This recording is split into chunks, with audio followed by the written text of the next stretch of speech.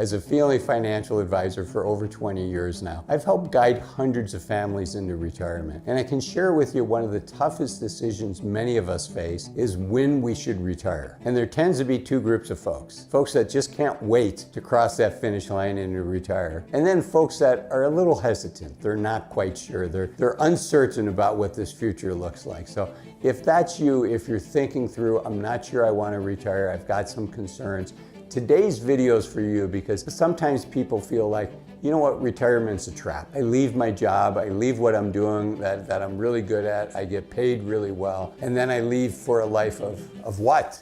Right? That's what some people say. So if you're feeling that way, if you know somebody that's feeling that way, this video is for you. I'm going to share with you kind of some of the top concerns and then what we can do to address it. And I think the biggest concern, I mentioned this idea of retirement being a trap. And the people are fearful that it's going to sap them of their motivation and their drive. And they're going to kind of feel lethargic all the time and sleeping too much. And you know, there is something to be said for that. But your retirement doesn't have to be that way. And the reason I say there's something to be said about that is when you see the statistics on how much television the average retiree watches, I mean, it's well over 20 hours a week, right? So that does tell me that there is a group of people that are not getting the most out of the youth of their senior years. But it doesn't mean that has to be your path. It may be the path if you don't plan, and it may be the path if you're not thinking ahead. But I definitely feel that is not the default path. It may be the default path for if you don't plan, but it's not the default plan for you if you're watching a video like this. So let's talk about this. So what can you do so that retirement is an adventure and is something that's really exciting and you're motivated about? You know, I think of many of my clients think this way too. You know, sometimes you're at work or you're doing something and you get into what I call the zone. You know, you're just focused on what you're doing, you're enjoying doing what you're doing, time is flying by, you're getting a lot of stuff done. And frankly, it's addictive. I'm very fortunate, it's easy for me to get into the zone, what I call the zone. I have a routine that I do because I really love feeling that way. But you know what?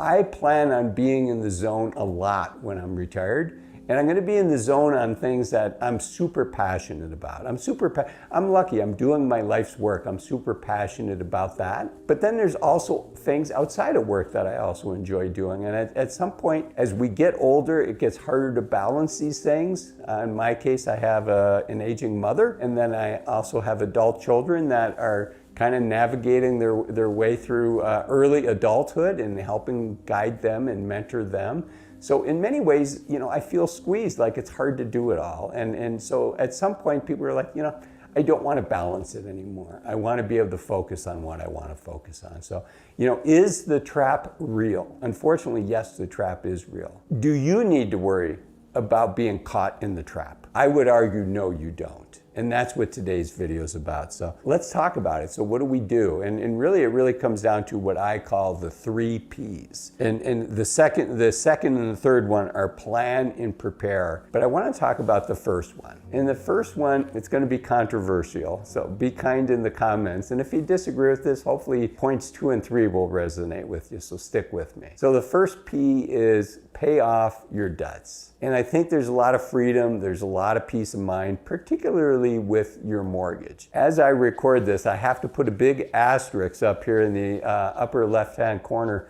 of the screen and say, you know, we just came off of a period of very low interest rates.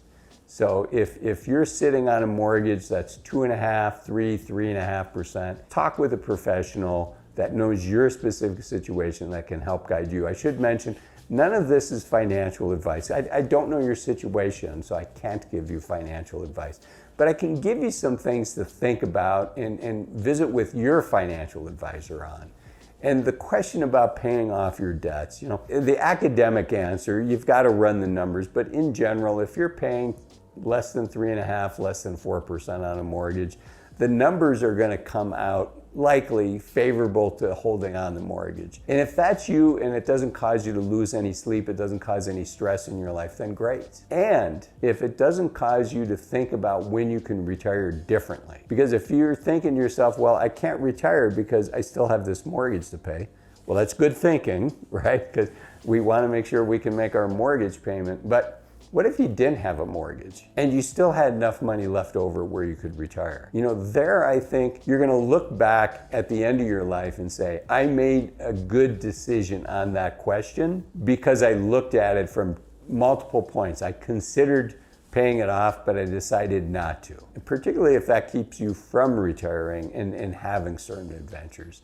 And I want you to be super cautious about postponing adventures because, you know, I'm about to turn 60 and most of us when we're 60 years old, we have less than 1,000 weeks of active, healthy time in front of us where we have, you know, all of our mental capacities and we're relatively healthy and we can relatively do what we want to do. That's not a lot of time. And so if you give up 500 of those 1,000 weeks because you have a mortgage and you want to continue to pay from your salary, that's a big price to pay. Only you can make the decision whether that trade-off's worth it. But what I would say is the cost of that comfort, the cost of taking advantage of that low interest rate, the cost of that is enormous. Because once these 1,000 weeks are done, they're done. Okay, I mentioned 3 Ps, that's the controversial one. The next 2 I think we're all going to agree on. The next one is to have a plan, and to have a plan financially what you're going to do, but also a time plan, right? The money, frankly, the money side is a lot easier to answer than the time side. What are you going to do with that time? What are you passionate about? How do you make sure that you're going to go from one area of strength to another area of strength, which reminds me of a book that was written by a gentleman by the name of Arthur Brooks. He wrote the book From Strength to Strength, and it's all about, you know, how do you transition from where you're at today to where you want to be in the future, and how do you make that work for you in a way that it feels like you're going from strength to strength. So that's the plan. Have a financial plan, have a time plan. And then the last one is to prepare. And prepare means, you know, save the money, invest it, do what needs to be done to put yourself in a good situation there. And then also time, we talked about time, but the third one is your health, and to invest in your health, because this is our vehicle for retirement, and we need to take care of this vehicle, and we need to put good fuel in it, and we need to take it to the mechanic occasionally, and we need to give it some love and care. And so, analogy fully utilized at this point. So that's how we do it. That's how we make sure we don't fall into this trap. And if you need a little bit of a nudge, a little bit of motivation to think about, gee, you know, maybe Azul's right. I'm 50, but you know what? Maybe I can retire now. What does that look like? Or 55 or 60, 62, 63, 65. And to think through that, I want you to watch this video up here, which is 5 reasons to retire as soon as you can. Let me make the case for why you ought to be thinking about retiring sooner rather than later. I'll see you in there. Thanks for watching this one. Bye-bye.